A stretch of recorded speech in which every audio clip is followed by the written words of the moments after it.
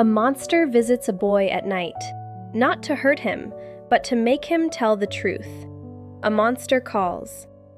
This is one of those books that stays with you. Full review, full spoilers. Steady, empathetic. 13-year-old Connor O'Malley is living through a period of profound isolation. He faces aggressive bullying at school. His father lives across the ocean in America with a new family, and he shares a cold, strained relationship with his grandmother. At home, the pressure is even higher. Connor's mother is terminally ill, and the weight of her sickness has begun to manifest as a terrifying, recurring nightmare that he cannot escape. One night, at exactly 12:07 a.m., the fantasy world breaches his reality. The giant yew tree in the nearby graveyard comes to life, shifting its ancient branches into a monstrous human shape as it approaches his window. The monster delivers a chilling ultimatum.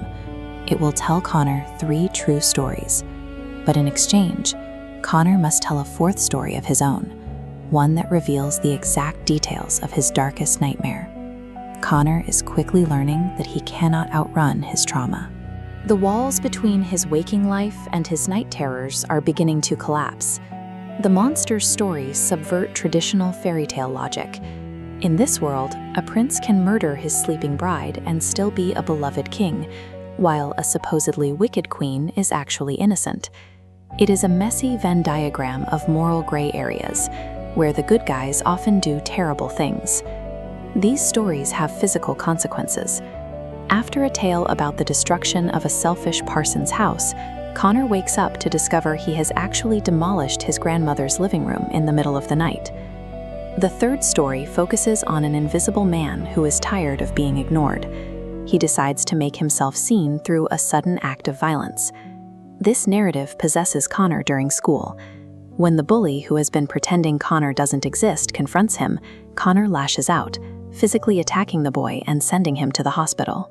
The monster uses these encounters to force Connor's repressed rage to the surface, demanding he acknowledge the frustration he's been trying to hide. The situation reaches a breaking point when Connor realizes his mother's latest treatments have failed. It is time for the 4th and final story. Connor is pulled back into his nightmare. He stands at the edge of a cliff, desperately gripping his mother's hands to prevent her from falling into a dark void. This is where the truth emerges. Connor admits that in the dream, he intentionally loosens his grip. He lets her fall because a part of him wants her to die, just to end the agonizing pain of waiting and suffering. Instead of judging him, the monster offers comfort. It validates that his wish to end the pain was a normal, human response to an impossible situation. With the truth finally spoken, Connor rushes to the hospital. He embraces his mother and stays by her side as she passes away at exactly 12:07 a.m. The yew tree appeared to guide Connor through the trauma of his own mind, eventually saving him from the destructive weight of his own guilt. Grief is a messy combination of love, anger, and exhaustion. This story reminds us that having dark or conflicting feelings during a loss doesn't make someone a bad person. This honesty stems from the book's tragic origin. Because it handles the complexity of grief with such precision and honesty, we give it 5 out of 5 stars. It remains an essential recommendation for anyone navigating the difficult process of loss. Confronting these terrifying, ugly truths is the final, necessary step toward healing. Have you read this one? Did you love it or not really? Let me know in the comments. New books are always on the radar, so subscribe and I'll see you in the next one.